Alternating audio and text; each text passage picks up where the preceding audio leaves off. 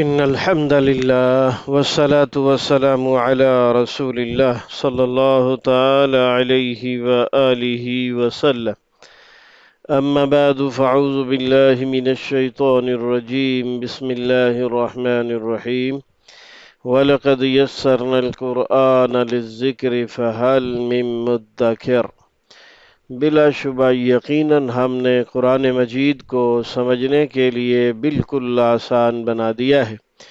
کیا کوئی ہے جو اس سے نصیحت حاصل کرے؟ اللہم صلی علی محمد النبی الامی وعلی آلہ واصحابہ وبارک وسلم۔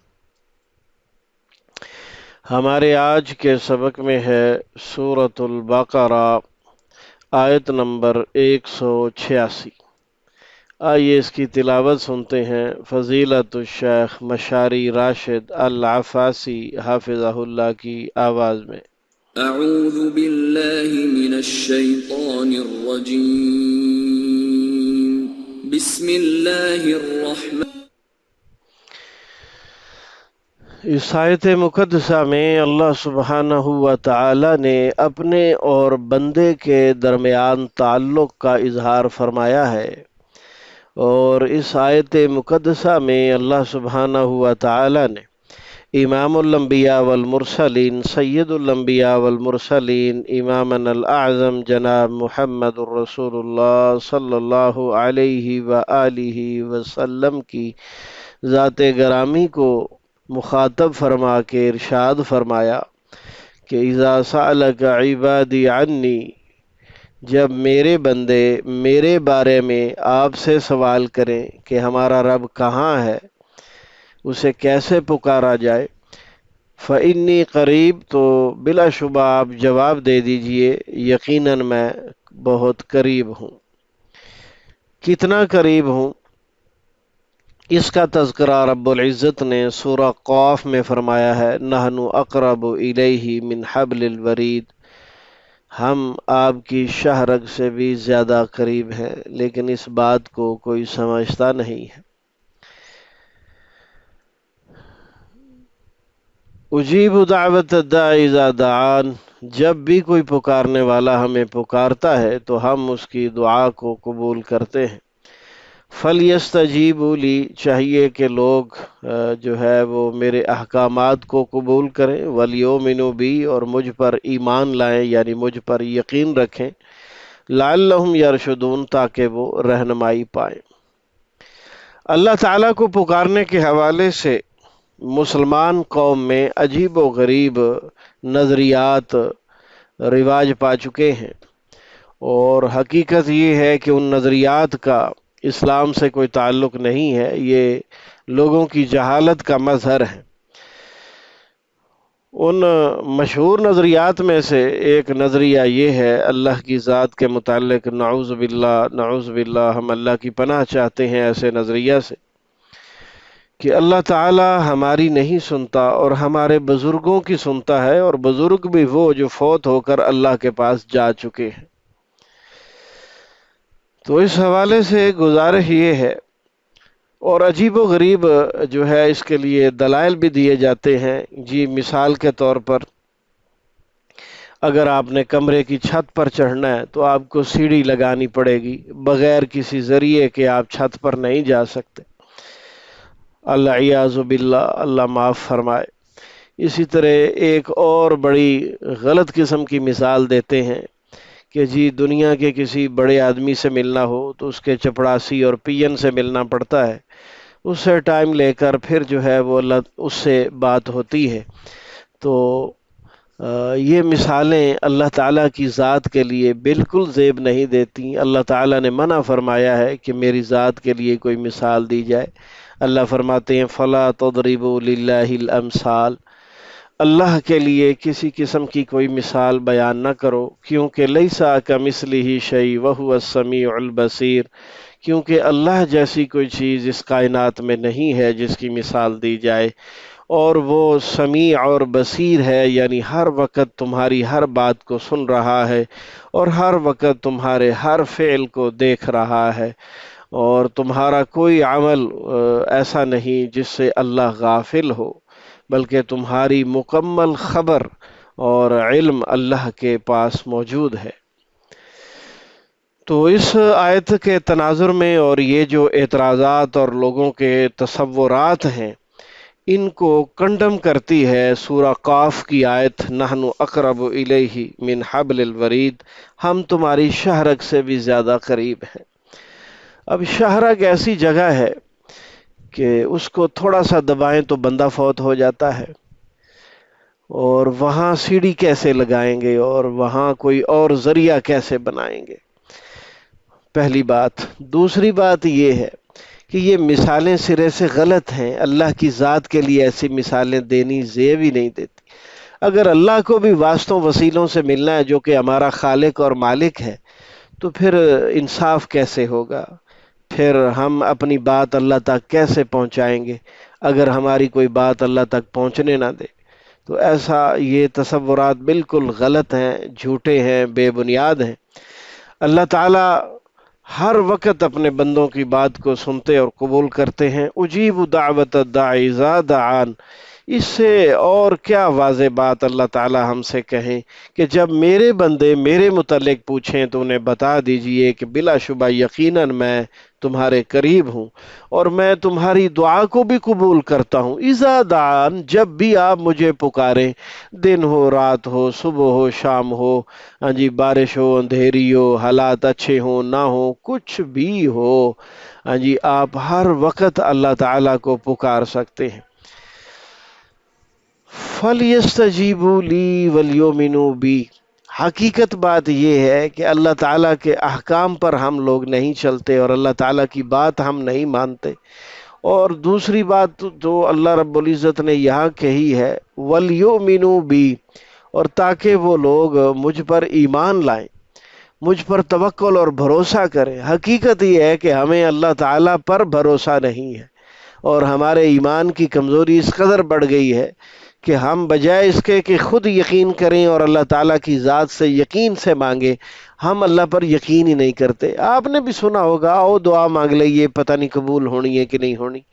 اب یہ بات اللہ کی ذات کے متعلق یہ بہت بری بات ہے، حالانکہ رسول اکرم صلی اللہ علیہ وآلہ وسلم ارشاد فرماتے ہیں کہ اللہ تعالیٰ نے یہ بات فرمائی ہے کہ انما انا عند ظن عبدی، کہ بلا شبہ یقیناً جو ہے میں اپنے بندے کے گمان کے مطابق کر دیتا ہوں، جیسا وہ میرے سے گمان رکھتا ہے میں ویسا کر دیتا ہوں۔ اب جب ہم پہلے ہی اللہ کے متعلق بدگمان بیٹھے ہیں کہ پتہ نہیں اس نے قبول کرنی ہے کہ نہیں، پتہ نہیں وہ ہماری سنتا ہے کہ نہیں سنتا، تو پھر اللہ کو کیا ضرورت پڑی ہماری سننے کی اور ہماری جو ہے وہ بات جو ہے قبول کرنے کی؟ تو کم از کم پہلے ہم اپنا قبلہ تو درست کریں، پہلے ہم اپنے عقائد اور نظریات کو اللہ کے متعلق درست کریں۔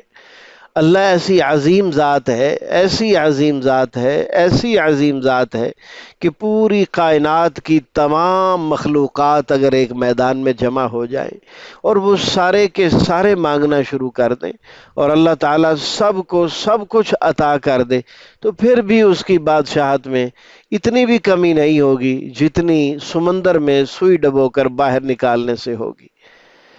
تو یہ تو اس کے خزانے ہیں، للہ خزائن السماوات والارض، آسمانوں میں بھی، زمینوں میں بھی، سمندروں میں بھی، ہر جگہ اللہ کے خزانے ہیں، اور پوری کائنات کے مانگ لینے سے بھی اللہ تعالیٰ کو فرق نہیں پڑتا۔ تو پھر ہم کیوں نہ ایسی عظیم ذات پر بھروسہ کریں، یقین کریں، اور ہم وہ نظریہ اور عقیدہ رکھیں جو اللہ نے قرآن میں سمجھایا ہے، وَعَلَيْهِ فَلْيَتَوَكَّلِ الْمُتَوَكِّلُونَ، اللہ پر ہی توکل کرنا چاہیے، بھروسہ کرنا چاہیے تمام مومنوں کو، مسلمانوں کو، لعلہم یرشدون، تاکہ وہ سب رہنمائی پائیں، ہدایت پائیں۔ تو ان تمام آیات مقدسات کے حوالے سے ایک اور بھی قرآن مجید کا خاص مقام یاد رکھیے، وَقَالَ رَبُّكُمُ ادْعُونِي أَسْتَجِبْ لَكُمْ، تمہارے رب نے کہا ہے کہ مجھ سے دعا مانگو، میں تمہاری دعاؤں کو قبول کرنے کو تیار ہوں۔ والذین یستکبرون عن عبادتی سیدخلون جہنم داخرین، اور جو لوگ مجھ سے دعا نہیں مانگتے، جو لوگ اپنی ضروریات حاجات مجھ سے شیئر نہیں کرتے اور مجھ سے دعا مانگنے میں تکبر کرتے ہیں، تو ان کو میں الٹا کر کے جہنم میں پھینکوں گا۔ تو اس سے زیادہ اور کیا اپنائیت ہو ایک خالق اور مالک کی اپنے بندوں کے ساتھ کہ وہ اس انداز میں کہے کہ تمہارے رب نے کہا ہے کہ مجھ سے مانگو میں تمہیں عطا کروں گا۔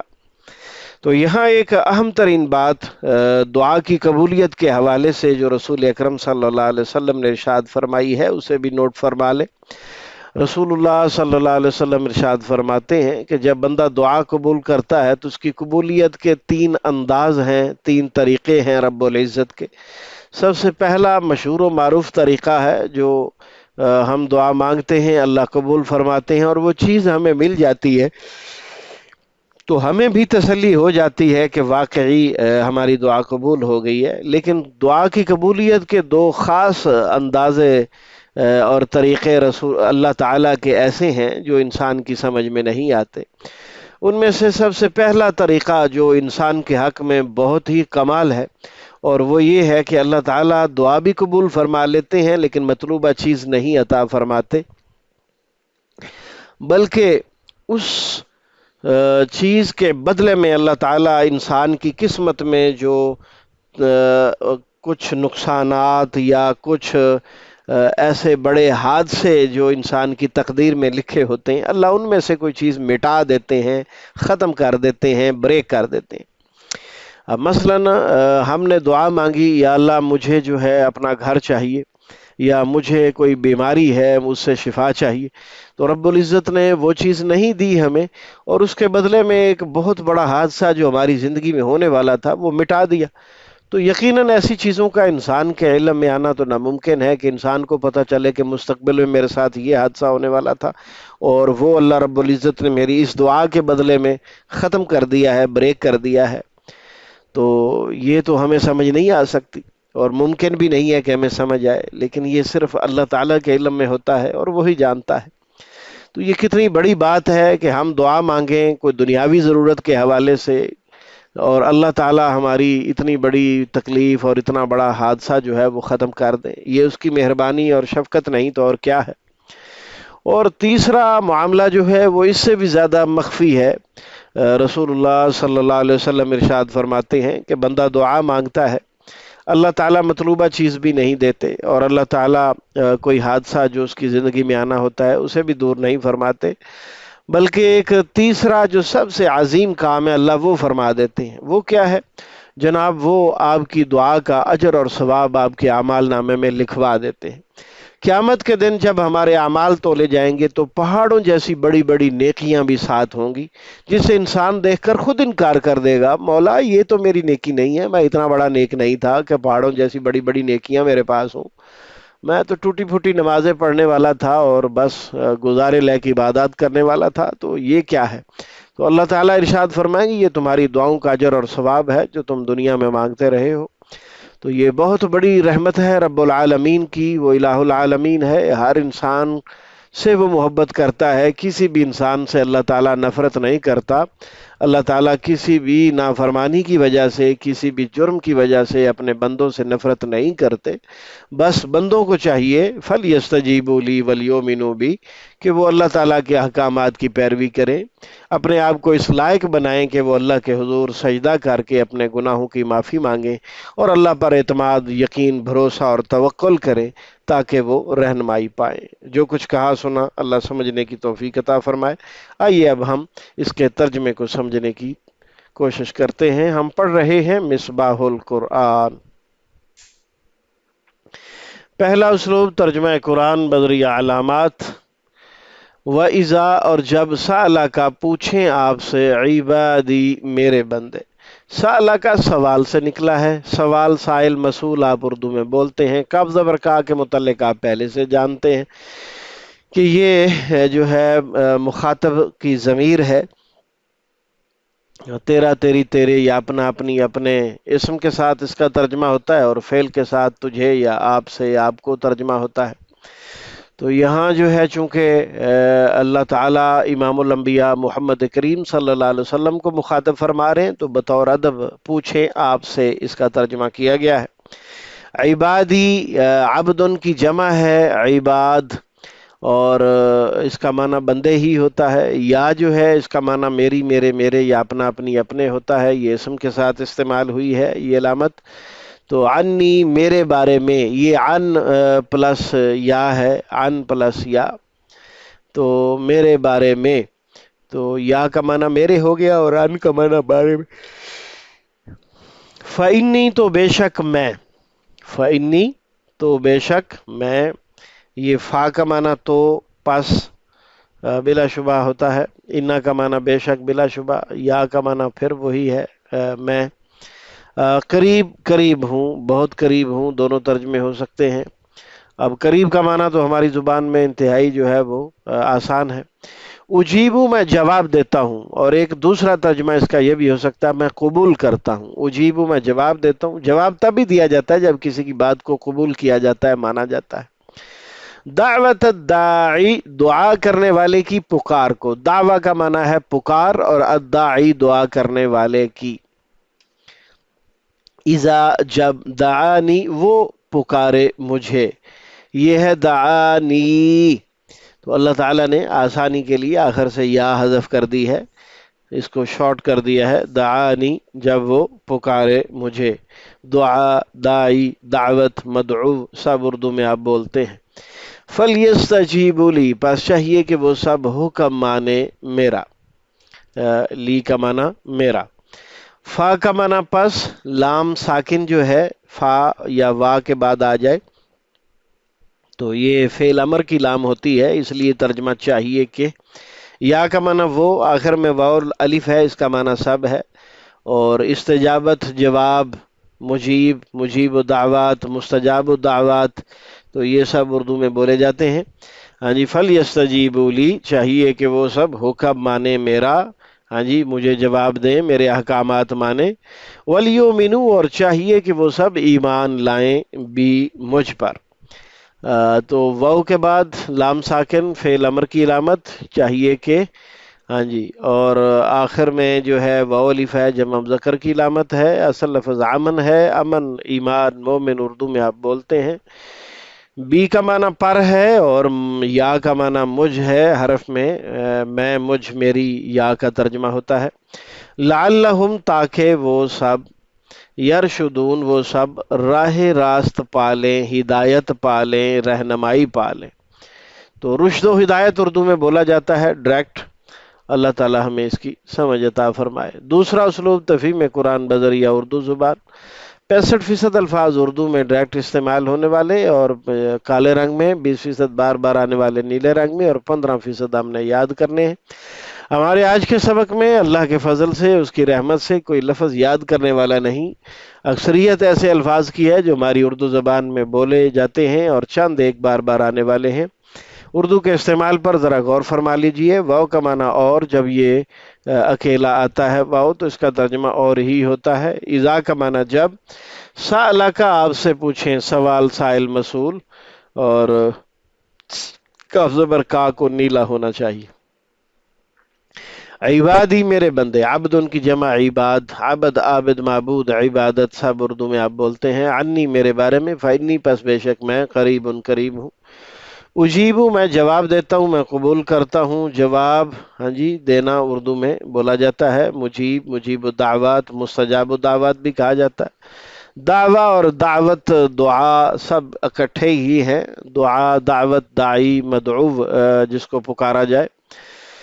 الداعی پکارنے والا، اذا دعانی جب بھی وہ مجھے پکارے، فلیستجیبوا لی پس چاہیے کہ وہ حکم مانے، لی میرا، ہاں جی، جواب، مستجاب، مستجاب الدعوات، مجیب، جواب۔ ولیؤمنوا اور چاہیے کہ ایمان لائیں، امن، ایمان، مومن، ہاں جی، بھی مجھ پر، لعلہم تاکہ وہ سب، یرشدون ہدایت پائیں، راہ راست پائیں، رہنمائی پائیں۔ تو یہ ہے جی رشد و ہدایت اردو میں بولا جاتا ہے، ہمارا اردو کی زبان کا استعمال۔